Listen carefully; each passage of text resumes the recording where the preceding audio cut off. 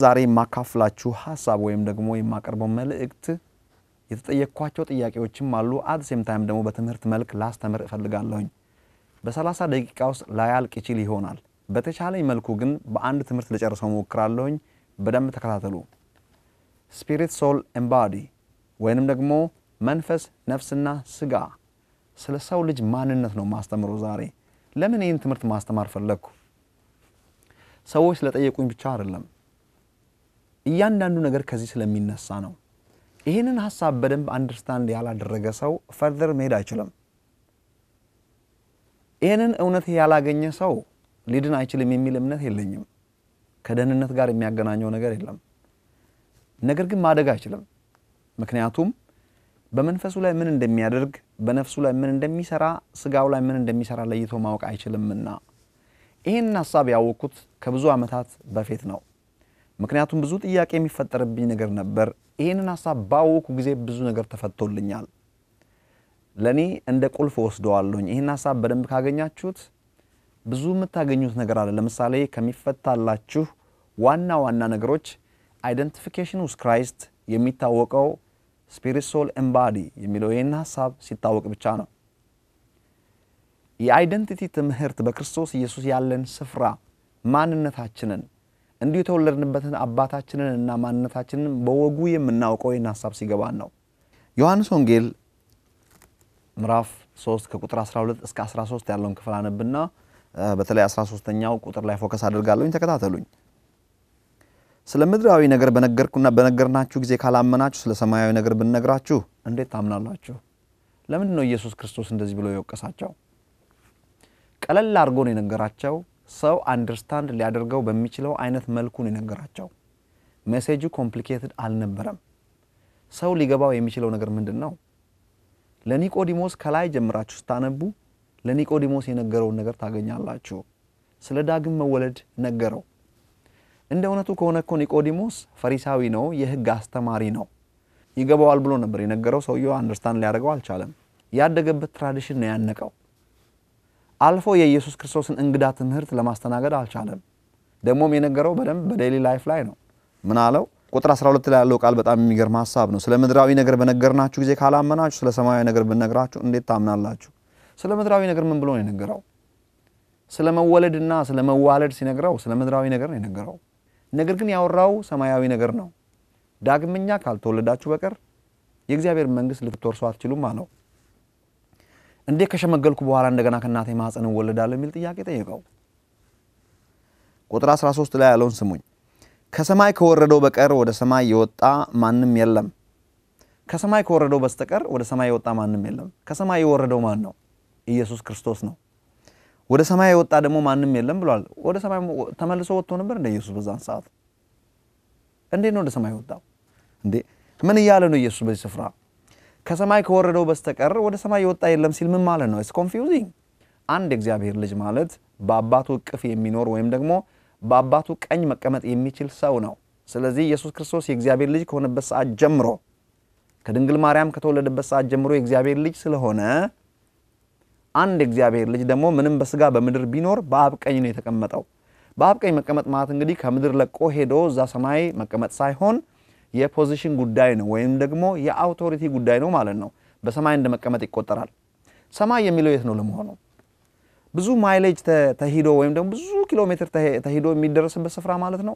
ኖ the other dimension ማለት ነው።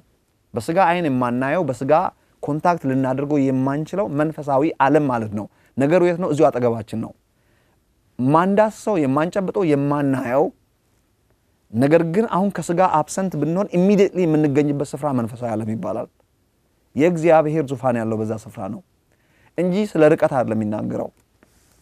በሌላ ቋንቋ እንግዲህ በእግዚአብሔር ቀኝ መቀመጥ የሚለው ሐሳብ ወይም ደግሞ ወደ ሰማይ መውጣት እንዲህ የሚሉ ሐሳቦችን ካያችሁ የእግዚአብሔር ልጆች በእግዚአብሔር ዘንድ ያላቸውን ስልጣንና ፖዚሽን ለማሳየት ነው ማለት ነው።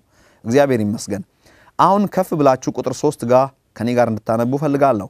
ኢየሱስም መልሶ አለው እውነት እልሃለሁ ሰው ዳግመኛ ካልተወለደ በቀር የእግዚአብሔርን መንግስት ሊያይ አይችልም አለው። ኒቆዲሞስም ሰው ከሸመገለ በኋላ እንዴት ሊወለድ ይችላል? ሁለተኛ ወደ እናቱ ማህፀን ገብቶ ይወለድ ዘንድ ይችላልን አለው። ኒቆዲሞስ እንዴት ነው እንደዚህ አይነት ማይነር የሆነ ጥያቄ ሊጠይቅ የቻለው? እንዴት አይገባውም? በደንብ አስተውሉ እስቲ ከሸመገለ በኋላ እንዴት ነው ወደ እናቱ ማፀን ተመልሶ የሚወለደው አለው አንተ የሕግ መምህር ስትሆን ይሄን አታውቅም አለው ኢየሱስ ደግሞ በጣም የሚያስገርም መልስ ሰጠው እኛ ግን የምናውቀውን እናገራለን አለው እውነት እልሃለሁ ሰው ከውሃና ከመንፈስ ካልተወለደ በቀር ወደ እግዚአብሔር መንግሥት ሊገባ አይችልም ከሥጋ የተወለደ ሥጋ ነው ከመንፈስ የተወለደ መንፈስ ነው ግልጥ አድርጎ ነገረው አንተ እንደምታስበው ስለ ሥጋ መወለድ አይደለም ይያልኩ ያለሁት እሱማ ከሥጋ የተወለደውማ ሥጋ ነው ልክ እኔና እናንተ ከእናትና አባታችን በሥጋ እንደተወለደ ነው ማለት ነው ከሥጋ የተወለደ ሥጋ እንደሆነ ሁሉ ከመንፈስ የተወለደ ነው መንፈስ ነው ታዲያ ከመንፈስ የተወለደ ብሎ ሲናገር ማን ነው ከመንፈስ የተወለደው እኛ ብለን የምንጠራው መንፈሳችንን ነው ሰው መንፈስ ነው ነፍስ አለው በሥጋ ውስጥ ያድራል መንፈስ የሆነው ማንነታችን መንፈስ ከሆነው ከእግዚአብሔር ነው የተወለደው ዮሐንስ ወንጌል ምዕራፍ 4 ላይ እግዚአብሔር መንፈስ ነው ይላል እግዚአብሔር መንፈስ ብቻ አይደለም እግዚአብሔር መንፈስ ነው ሕያው ነፍስ አለው እግዚአብሔር ነፍስ አለው ወይ መጽሐፍ ቅዱስ ይናገራል የነፍስን ማንነት ካወቅን በጣም ቀላል ጥያቄ ነው ነፍስ ማለት ኢሞሽን ዊል እና ኢንተሌክት ማለት ነው በአማርኛ ልበለው ዕውቀት ፍቃድና ስሜት ማለት ነው እግዚአብሔር ዕውቀት አለው ወይ አዎ አለው የእግዚአብሔር ዕውቀት እንድናውቀው የተጠራ ነውም የእግዚአብሔርን ዕውቀት ነው ስለዚህ እግዚአብሔር ነፍስ አለው ማለት ነው ኦኬ ስሜት ነው አንዱ እግዚአብሔር ስሜት አለው ወይ እግዚአብሔር ስሜት አለው ግን ስሜታዊ አይደለም እግዚአብሔር ይደሰታል ያዝናል መጽሐፍ ቅዱስ ሲደሰትም ሲያዝንም አሳይቶናል ብዙ ቦታ የእግዚአብሔር ደስታ ኃይላችን ነው ይላል እግዚአብሔር ሊደሰት ከቻለ እንግዲህ ኢሞሽን አለው ማለት ነው እግዚአብሔር እንዳዘነ ብዙ ቦታ ይናገራል መጽሐፍ ቅዱስ ነፍስ ያዘነች በሚል እንዳውም ነፍስ እንዳለውም ተናግሯል ኦኬ ፍቃድ አለው ወይ እግዚአብሔር አምላካችን ፍቃድ ስላለው ነው የእግዚአብሔር ፍቃድ ብለን የምንጠራው እግዚአብሔር ይፈቅዳል ነገሮችን የማይፈቅድበት የሚፈቅድበት ቦታ አለ ስለዚህ በነፍሱ ፍቃድ ስለሚፈቅድ እግዚአብሔር ነፍስ አለው ማለት ነው ሰው በእግዚአብሔር አምሳል ተፈጠረ የምንለውም እግዚአብሔር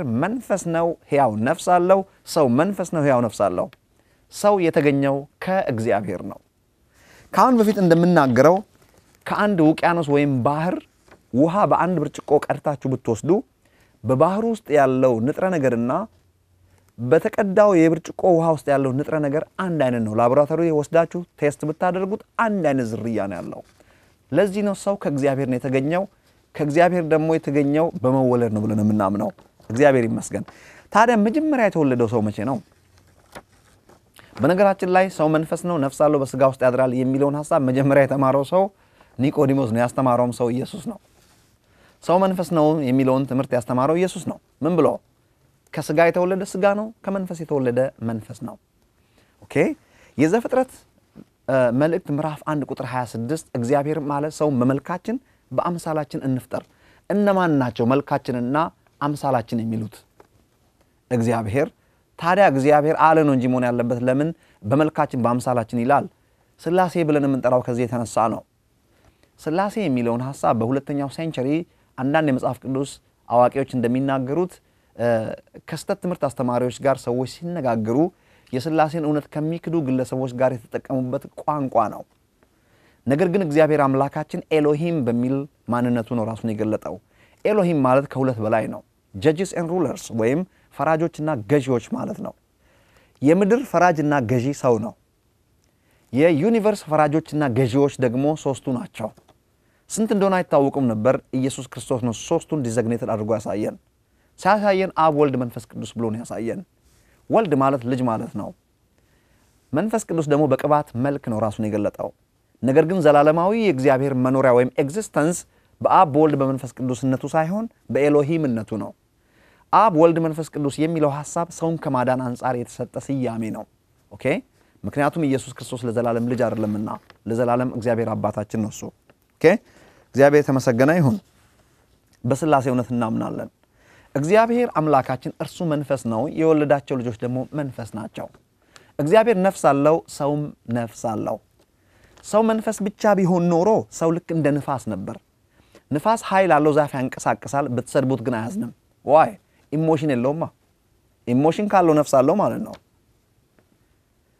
እንደተሰደበም አያውቅም ምክንያቱም ዕውቀት የለውምና ቤት በኩል መሄድ እንዳለበት ራሱ አይወስንም ባገኘበት ነው እንጂ የሚሄደው ምክንያቱም ፈቃድ የለውም ንፋስ እንደዛ ነው መንፈስ ያለ ነፍስ ከሆነ ልክ እንደዛ ነው ኃይል ነው እንጂ በራሱ ምንም ማንነት የለውም ነፍስና መንፈስ ተለያይቶ አያውቁም። የሰው ነፍስ የመንፈሳችን ክፍል ነው፣ የስጋችን አይደለም። ሰው በስጋው ሲሞት ነፍስ ከመንፈስ ጋር ይቀራል። ከእንስሳ የምንለይበት አንዱ ይሄ ነው። እንስሳት ነፍስ እንዳላቸው መጽሐፍ ቅዱስ ይናገራል፣ መንፈስ እንዳላቸው ግን አይነግረንም። የእንስሳት ነፍስ ይላል የመክብብ መልእክት ወደ ምድር እንደሚቀር ይናገራል። ምን ማለት ነው? የእንስሳ ነፍስ belongs to the body፣ መንፈስ ስለሌላቸው የሰውነታቸው ወይም ደግሞ የአካላቸው ክፍል ነው። ነፍስ አላቸው ብያቸዋለሁ። ነፍስ ምንድነው ብያለሁ? ዕውቀት፣ ስሜትና ፈቃድ። ታዲያ እንስሳ ዕውቀት፣ ስሜትና ፈቃድ አላቸው ወይ? አዎ አላቸው። ነገር ግን to the dumbest ነው ያላቸው። ደሚ ብለን የምንጠራው እሱን ነው። to the dumbest ማለት እስቲ ዕውቀት እንዳላቸው እኔ፣ እስቲ ፈቃድ እንዳላቸው እኔ፣ እስቲ ኢሞሽን እንዳላቸው እኔ እንስሳት ኢሞሽን ካላቸው፣ ዊል ካላቸው፣ ኢንተሌክት ካላቸው ነፍስ አላቸው ማለት ነው። በመሰረቱ መጽሐፍ ቅዱስ እንስሳት ነፍስ እንዳላቸው ይነግረናል። ለምሳሌ ውሻ ካያችሁ ባለቤቱን ለይቶ ያውቃል። በምንድን ነው የሚያውቀው? ዕውቀት ስላለው ነው። እንስሳት ኢሞሽናል ናቸው። ለምሳሌ ውሻ ባለቤቱ ሲሞት ሄዶ አንዳንድ ታሪክ ካነበባችሁ ወይም ካያችሁ ውሻው እስከ ዕለተ ሞቱ ድረስ የጌታ ወይም የባለቤቱ መቃብር ላይ ሄዶ የተኛበትን ሁኔታ ማየት ይቻላል። ዋይ ኢሞሽን። ዕውቀት ሳላቸው አዎ አላቸው። መጽሐፍ ቅዱስ ይናገራል። አዎ ኢሳይያስ መጀመሪያ ላይ ሄዳችሁ ስትመለከቱ በሬ ባለቤቱን አህያውም ጋጣውን አወቀ። እንዴት አወቀ? አትሊስት በደመ ነፍስ ያውቃሉ። to the dumbest መሆኑን እንጂ ዕውቀት አላቸው። ኢሞሽን አላቸው። የወለዷቸውን እንዴት አድርገው እንደሚንከባከባችሁ ማየት ይችላላችሁ። እንዴት ህይወታቸውን አሳልፈው እንደሚሰጡ። የሰው ግን የሚለየው ለምንድን ነው? የሰው ነፍስ የመንፈሱ ነው። የእንስሳ ነፍስ ግን የስጋቸው ነው። ስጋቸው ሲሞት ነፍሳቸው በኖ ይጠፋል። የሰው ነፍስ የማይጠፋበት ምክንያት መንፈስ ስለማይጠፋ ነው። መንፈስ ዲኬይ አያደርግም ወይም ደግሞ አይጠፋም። መንፈስ ከእግዚአብሔር ይለያል እንጂ። ነፍስ የሰው ነፍስ ማለት የመንፈሳችን ክፍል ስለሆነ ስጋ ሲሞት ነፍስና መንፈስ አብሮ ይቀራሉ። ለዚያ ነው መጽሐፍ ቅዱስ ኢንተርቼንጅብሊ ነፍስ ወደ ሰማይ እንደምትሄድ ይናገራል፣ መንፈስም ወደ ሰማይ እንደሚሄድ ይናገራል። ይሄን ነገር በደንብ ካየን አንዳንድ ዲቴል መናገር ፈልጋለሁ። እግዚአብሔር አባታችን እንግዲህ እግዚአብሔር መንፈስ ነው፣ ነፍስ አለው። ሰውም መንፈስ ነው፣ ነፍስ አለው። ታዲያ ሰው ከእግዚአብሔር የሚለየው እኮ ስጋ አለው ትሉኝ ይሆናል። አዎ ስጋ አለው። ከእግዚአብሔር ይለያል በዛ? አዎ ይለያል። ለምን ተለየ? ለሰው የተፈጠረው ዓለም ቁሳዊ ዓለም ነው። በቁሳዊ ዓለም ላይ ለመኖር ሃርድዌር ያስፈልጋል። ስለዚህ ሰው ስጋ ለባሽ መሆን አለበት። ስጋ ለባሽ ይለዋል እንጂ ሰው ስጋ ነው አይልም መጽሐፍ ቅዱስ። ስለዚህ ስጋ ለባሽ የሚለው ነገር ራሱ በቂ መልስ ነው። የለበሰው ልብስ ሳይሆን ሰውየው ለባሹ ነው ሰው የተባለው። መጽሐፍ ቅዱስ ይሄን ክፍል ብዙ ቦታ ይናገራል። አንዳንድ ክፍል ጋር ልወስዳችሁ ፈልጋለሁ። በጣም የምወደው ክፍል ሁለተኛ ቆሮንቶስ ምዕራፍ 5 ነው። ድንኳን የሆነው ምድራዊ መኖሪያችን ቢፈርስም እንኳን በማለት ባዲን ድንኳን አደረገው። ስለዚህ አንተ ድንኳን ነህ ወይ? አእምሮ ያለው ሰው እዚህ ጋር በደንብ ሊገባው ያስፈልጋል። ድንኳን የሆነው ምድራዊ መኖሪያችን ቢፈርስም ብሎ ሲናገር እንግዲህ ድንኳን የሆነው ምድራዊ መኖሪያቸው የፈረሰባቸውን ሰዎች ወይም የሞቱ ዘመዶቻችሁን አሁን እዚህ ጋር አስቀምጡ። እናንተ ክርስቲያንን ጌታ ኢየሱስን እናውቀዋለን፣ ጌታን በመቀበል እግዚአብሔር ልጆች ሆነናል የምትሉ ሰዎች ጌታ ኢየሱስ ክርስቶስ የተናገረውን ቃል እንደምታምኑ እርግጠኛ ነኝ። with all respect ይሄንን የምታምኑ ከሆነ እንዴት አንዳንድ ክፍሎችን በደንብ ቆም ብላችሁ አላያችሁም? ጌታ ኢየሱስ ሲናገር ከተለያየ ዓለም ክፍል ከምስራቅና ከምዕራብ ከሰሜንና ከደቡብ ይመጣሉ፣ በአብርሃምና በይስሐቅ በያዕቆብ እቅፍ ይቀመጣሉ አለ። ስለዚህ አያችሁ እግዚአብሔር የሕያዋን አምላክ እንደሆነ እንጂ የሙታን አምላክ እንዳይደለ በሚል አብርሃምና ይስሐቅ ያዕቆብ የሚባሉ ግለሰቦች አሁን እንዳሉ ተናገረ። ሕያዋን ብሎ ጠራቸው። ኦኬ አብርሃምና ይስሐቅ ያዕቆብ ኢየሱስ ክርስቶስ በምድር ይሄንን ባስተማረበት ጊዜ ሕያዋን ተብሎ ከተጠሩና እንዳሉ ከተነገረላቸው እነዚህ ሰዎች መንፈስ አይደሉም ወይ? ስጋቸው የት እንደተቀበረ መጽሐፍ ቅዱስ ይናገራል። ከክርስቶስ ልደት በፊት 2000 ዓመት በፊት ነው የሞቱት እነዚህ ሰዎች። ኦኬ ቀጥሎ ስለ ሙሴ ልንገራችሁ። ሙሴ 1500 ላይ የነበረው ሰው ተነስቶ መጥቶ ኢየሱስ ክርስቶስን ሲያናገረው ታይቷል። ሙሴና ኤልያስ መጥቶ ኢየሱስን ባናገሩት ጊዜ ጴጥሮስ አይቷቸው ጌታ ሆይ በዚህ ብንሆን ለኛ መልካም ነው፣ 3 ዳሶች እንስራ፣ አንድ ላንተ፣ አንድ ለሙሴ፣ አንድ ለኤልያስ እንስራ አለ። ዝም ብሎ እየቃዠ ነው እንዳትሉኝ፣ ሙሴ የተናገረውን ልንገራችሁ። የአእምሮ ነገር ነው የተናገረው። ልክ ድሮ ነብይ እንደነበረው አሁንም ትንቢታዊ ቃል ሲናገር በኢየሩሳሌም ትሰቀላለህ፣ መከራን ትቀበላለህ፣ ትሞታለህ ብሎ ተናግሮታል። ይህን ሲናገር ጴጥሮስ ሰምቶታል። መስማት ብቻ አይደለም አይቷቸዋል። ስለዚህ ማን ኢዝ ስፒሪት? ሙሴ እንደሞተና እንደተቀበረ መጽሐፍ ቅዱስ ይነግረናል።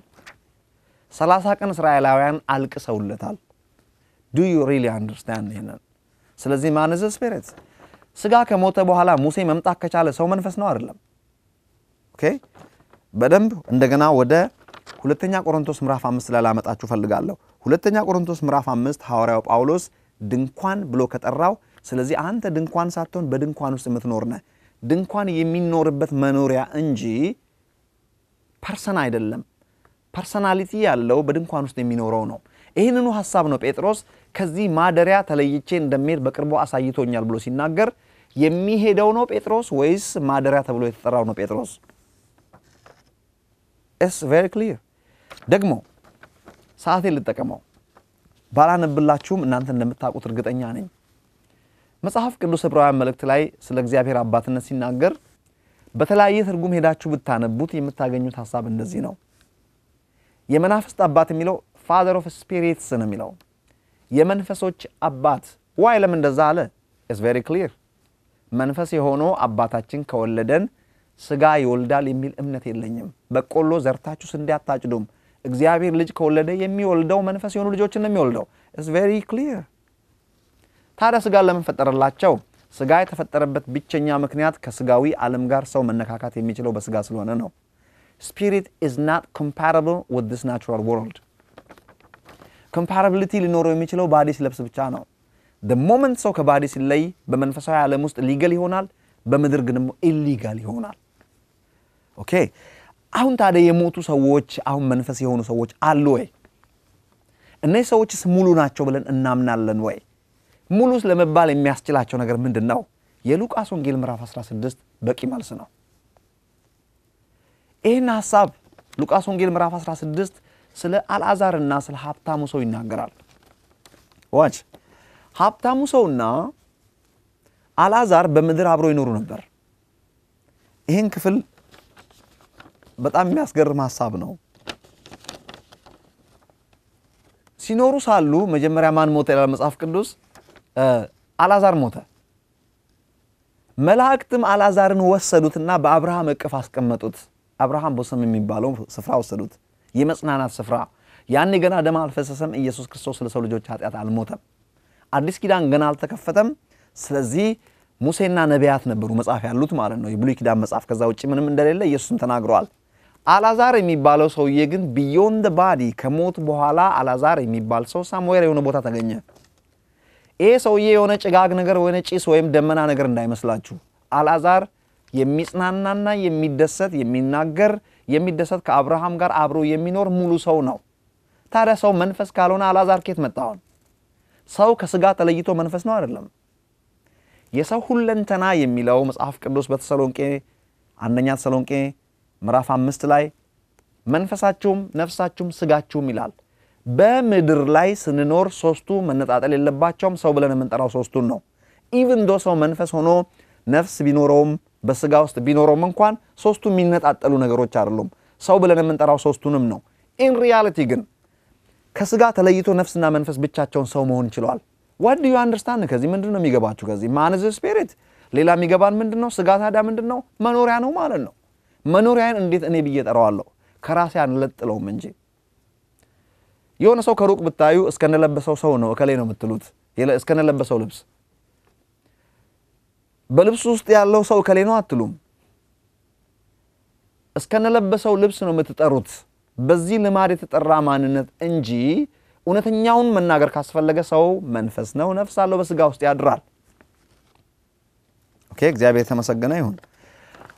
አልዓዛር ሞተ፣ ወሰዱና በአብርሃም እቅፍ አስቀመጡት መላእክት ይላል። ሀብታሙ ሰው ሞተ ተቀበረም ነው የሚለው። በደንብ ሊገባን ያስፈልጋል።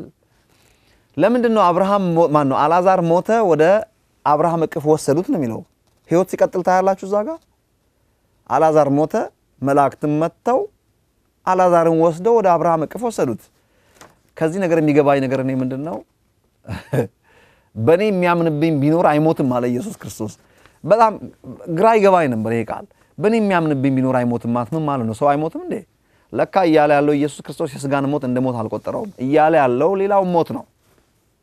መንፈሳዊ ሞትንና ዘላለማዊ ሞትን ነው ኢየሱስ ክርስቶስ ሪፈር ያደረገው። እንደ ሞት እንኳን አይቆጠርም ለክርስቲያን። ምክንያቱም ግለሰቡ ከሥጋ ተለየ ነው እንጂ ሞት አይባልም። አልዓዛርን ይላል መጽሐፍ ቅዱስ አልዓዛር ሲሞት ወደ አብርሃም እቅፍ ወሰዱ ከተባለ ሰውየው አለ ማለት ነው። ሀብታሙ ሰው ሞተና ተቀበረ ነው የሚለው። ለምንድን ነው ይሄኛውን ተቀበረ ወደሚል ያኛውን ደግሞ አብርሃም እቅፍ ወሰዱት የሚለው? የማያምኑ ሰዎች ሲሞቱ መንፈስ የላቸውም ለማለት ሳይሆን ማንነታቸው የሚጠራው በባዮሎጂ ወይም በዚህ በሚታየው ማንነት ብቻ ነው። ፍጥረታዊና መሬታዊ ይባላል። ሰው ፍጥረታዊና መሬታዊ ቢሆንም መንፈስ የለውም ማለት አይደለም። ነገር ግን መጠሪያው ከመንፈስ ወደ ሥጋ ይወርድና መሬታዊና ፍጥረታዊ የሚባለው ሰው ኃጢአት ሰርቶ ከእግዚአብሔር ሲለይ ነው። ሞተና ተቀበረ የሚባለው ደግሞ ለምንድን ነው? ሰው በሥጋ ነው ሪፈር የሚደረገው የማያምን ሰው።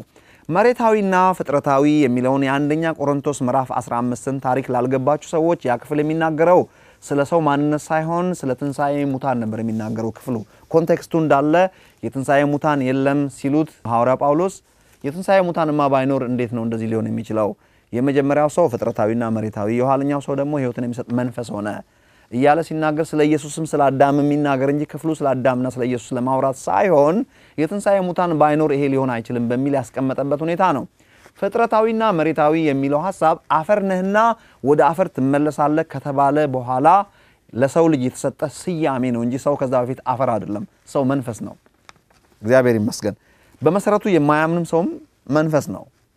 ወደ ሲኦል ስለሚሄድ ያ ማንነት እንደ ማንነት አይቆጠርም። ማንነቱ በሥጋ ብቻ ስለሆነ ሞተና ተቀበረ የሚለው ለዚህ ነው። ኦኬ ሞቶ ከተቀበረ ሰውየው ዛጋ በቃ ማለት አይደለም። መጠሪያው የዚህ ዓለም ይሄ አካሉ ብቻ ነው። ለዚያ ነው ሙታን ብሎ የሚጠራቸው በሕይወት ያሉ ሰዎችን። እንዴት ተካሳችሁ በሙታን ፊት ትቆማላችሁ በሚል የማያምኑ ሰዎችን መጽሐፍ ቅዱስ ሙታን ብሎ ይጠራቸዋል። ዴድ እኛንም እንኳን ሳይቀር በኃጢአታችሁና በበደላችሁ ሙታን ነበራችሁ። ያኔ ሞተን ቢሆን ኖሮ እኛም ሞተና ተቀበረ ነበር የምንባለው። አሁን ግን ብንሞት በእኔ የሚያምንብኝ ቢኖር አይሞትም ስላለ ኢየሱስ ክርስቶስ እንደ ሞት አይቆጠርም። እከሌ በሥጋው ቢሞትም እንኳን ሰውየው ግን ሪል የሆነው ማንነቱ ግን ወደ እግዚአብሔር ወደ አባቱ ሄደ ነው የሚባለው። ይሄ ደግሞ ቪክትሪ ነው። ይሄ ደግሞ ክብር ነው። ክብር ለእግዚአብሔር ይሁን። አልዓዛርና ሀብታሙ ሰውዬ ግን ተገናኙ ከሞት በኋላ። ታዲያ ሰው መንፈስ ካልሆነ ከየት ተገናኙ ነው ሰዎች? እስቲ ነፍስና መንፈስ እንዳላቸው ሙሉ ሰው እንደሆኑ ላሳያችሁ። አልዓዛርን ከሩቁ አየውና ይላል በዚህ በሲኦል ነበልባል እየተሰቃየሁ ነውና እባክን አብርሃም አባት ሆይ አልዓዛርን ልከህልኝ በጣቱ ይሄን ውሃ ዲፕ አድርጎ ምላሴን እንዲያርስልኝ ላክልኝ አለው። አብርሃም ልጄ ሆይ አለው። ተመልከቱ፣ የሚናገሩ ሰዎች ናቸው። በምድር ሳለ አንተ መጽናናትን ተቀብለሃል። አልዓዛር ደግሞ በስቃይ ነበር። አሁን እሱ እዚህ እየተጽናናና አንተ እየተሰቃየ ነው። ወደ እናንተ ማለፍ አንችልም አለው። ሰዎች ታያላችሁ የሆነ ነገር ይጎላቸዋል። እነዚህ ሰዎች አእምሮ ያላቸው ሰዎች እንደሆኑ ዕውቀት ያለው ሰው እንደሆነ በደንብ አስተውሉ። የመናፍስት አባት የሚለው የመንፈሶች አባት ነው የሚለው። እግዚአብሔር ይመስገን። እግዚአብሔር መንፈስ ነው። የወለዳቸውም ልጆች መንፈሶች ናቸው። ለወንድሞቹ ሲያዝን ታያላችሁ። 5 ወንድሞች አሉኝ እያለ ያ ሐዘን ካያችሁ ምንድነው? ኢሞሽናል ነው፣ ነፍስ አለው ማለት ነው። አልዓዛርን ብቻ ሳይሆን አብርሃምን ጭምር አይቶ የሚለይበት ዕውቀት ነበረው። በአባቱ ቤት እነማን እንደነበሩ ወንድሞቹን አልረሳም። ሰው ከሞት በኋላም አይረሳም። ስለዚህ ሰው መንፈስ ነው። በምድር ስንኖር ግን በምድር የምንኖርበት ማንነታችን ሶስቱ ማን ላይ ነው የሚኖሩት? አነጣጥልም። ምክንያቱም ለማነጣጥልበት አብረው ነው የሚኖሩት። ሰው ያለ ሥጋ አይኖርም በምድር ላይ። በትንሣኤ ሙታን ጊዜ ምንድነው የሚሆነው? እስቲ ይሄንን መንፈስ የሆኑ የሞቱ ዘመዶቻችን በጌታ የሆኑ ሰዎች ከክርስቶስ ኢየሱስ ጋር ሲመጡ የሞተው አካላቸው እንደገና ይነሳላቸዋል። እግዚአብሔር ሐሳቡን ቀይሮ አይደለም፣ ሐሳቡን አይቀይርም። ሰው በሥጋ ውስጥ እንዲኖር አድርጎ ነው የፈጠረው ሰውን። አሁንም አይቀየርም ሐሳብ። ተመልሰን መተን በሥጋ ውስጥ ሆነን በምድር ላይ እንኖራለን። አሁንም አያችሁ፣ እስከ ዳግም ምጽአት ወይም ደግሞ ኢየሱስ ክርስቶስ እስከሚመጣና የሞቱ ሰዎች እስከሚነሱ ድረስ እስከ ዛሬ የሞቱ ሰዎች በሰማይ ያሉት ከሥጋ ውጪ ሙሉ ሰዎች ሆነው ነው የሚኖሩት። ለምን? መንፈሳዊ ዓለም ነው። ያ ሥጋ ያስፈልጋቸውም እዛ። ለሰው የተፈጠረው ግን መሬት ስለሆነ ወደ ምድር በሚመለሱበት ሰዓት ኢየሱስ ክርስቶስ መጥቶ በአባቱ ዙፋን ላይ በዳዊት ዙፋን ላይ በሚቀመጥበት ጊዜ ለሺህ ዓመተ መንግስት ጊዜ አብረን ለመግዛት ወደዚህች ወደ ናቹራል ዓለም ተመልሰን ስንመጣ ያን ጊዜ ያለ ስጋ መኖር አይቻልም ስለዚህ ስጋን ለብሳለን እንደገና ያ ስጋ ሌላ ስጋ አይመጣም የሞተው ስጋ ነው የሚነሳው በልዩ ክብር ይነሳል እንጂ ራሱ ነው ለዘላለም በስጋ እንኖራለን እንዳሁኑ መንፈስ ነፍስ ስጋ ሆነን ለዘላለም እንኖራለን ለጥቂት ጊዜ ከስጋ ይለያሉ ነፍስና መንፈስ የሚለዩበት ምክንያት ከስጋ ውስጥ ኃጢአትን ለማውጣት ስጋ ሞቶ መነሳት ስላለበት ነው this is the only purpose አዲስ ሰማይና አዲስ ምድር አየው ስለሚል አዲሱ ሰማይና አዲሱ ምድር መሬት ወይም ሰማይ ማለት ነው ስለዚህ በመሬት ላይ ለመኖር አዲስ ሰማይና አዲስ ምድር ላይ ለመርገጥ ስጋ ያስፈልጋል ስለዚህ ስጋችን ይነሳል እንደገና ማለት ነው ስጋም ቢነሳ ከተነሳም በኋላ ስጋ መኖሪያ ነው የሚሆነው ሰው መንፈስ ነው ነፍስ አለው አሁንም በስጋ ውስጥ ነው የሚኖረው this is the whole thing እግዚአብሔር ይመስገን ይሄንን ማወቅ ለምን ይጠቅማል ይሄንን ካላወቅን አይደንቲፊኬሽን ውስጥ ክራይስት ሊገባን አይችልም ይሄን ካላወቅን በክርስቶስ ያለን ስልጣንና ማንነታችን ማወቅ አንችልም ይሄ ካልገባን በስተቀር አእምሮ ማደስ የሚባለው ነገር ሊገባን አይችልም ኦኬ ይሄ ሐሳብ ለምን ይጠቅማል በደንብ እንድናስብ እፈልጋለሁ ይሄ ሐሳብ ካልገባን የአእምሮ መታደስ የሚለው ነገር በደንብ ሊገባን አይችልም አእምሮአችን ለማደስና ሙሉ ሰው ለመሆን ወይንም ደግሞ ወደ ፖዚሽናችን ለማደግ ነፍሳችንን ነጥለን በዛ ላይ መስራት አለብን ማለት ነው በመሰረቱ በመንፈሳችን ላይ ምንም የምናደርገው ነገር የለም አሁን why ዳግም የተወለደው መንፈሳችን የአባታችን የእግዚአብሔር ኮፒ ነው ለእውነተኛ መንፈሳዊነትና እግዚአብሔርን ለመምሰል የሚያስፈልገንን ሁሉ ስለሰጠን መንፈሳችን እንደ እግዚአብሔር ነው የአባቱ አይነት ነው ኦኬ ታዲያ ስራው ምኑ ጋር ነው ያለው አእምሮአችን ወይም የነፍሳችን ክፍል ውስጥ ነው ያለው በእውቀት የሚታደሰውን አዲሱን ሰው ለብሳችሁታልና ብሎ ሲናገር መንፈስ ያድጋል የሚል ጥያቄ ያስነሳል አንዳንድ ሰዎች መንፈስ እንደሚያድግ የሚያስቡ ሰዎች አሉ can I tell you something መንፈስ አያድግም መንፈሳዊ እድገት ግን አለ ስጋ ለምሳሌ አንድ ጻሊ ትንሽዬ ልጅ ነው አድጎ ትልቅ ሰው ይሆናል እንዲህ ተመዝዞር ላይ ያድጋል መንፈስ ግን እንደዛ አያድግም መንፈሳዊ እድገት አለ ብያቸዋለሁ መንፈስ አያድግም መንፈሳዊ እድገት ግን አለ ማለት የተምታታ ሐሳብ ነው ትሉ ይሆናል እንዲህ ነው ሐሳቤ መንፈስ አያድግም በነፍስ የእውቀት ክፍል ግን ያድጋል